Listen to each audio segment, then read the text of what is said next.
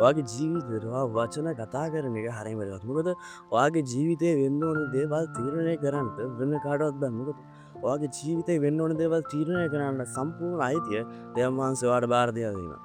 හරිද?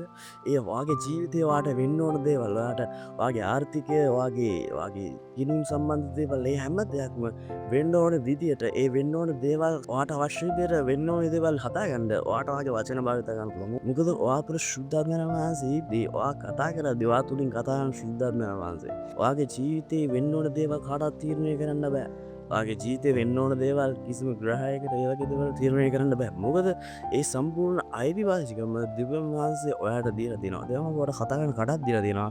ඔයාට කතා කරන වචන දීලා තියෙනවා. ඔයාට තියෙන්නේ ඔයාගේ ජීවිතේට වචන කතා කරලා ඔයාට තියෙනවා ඔයාගේ ජීවිතේ ඔයාට අවශ්‍ය විදියට ඔයාගේ වචන වලින් සකසගන්න එක.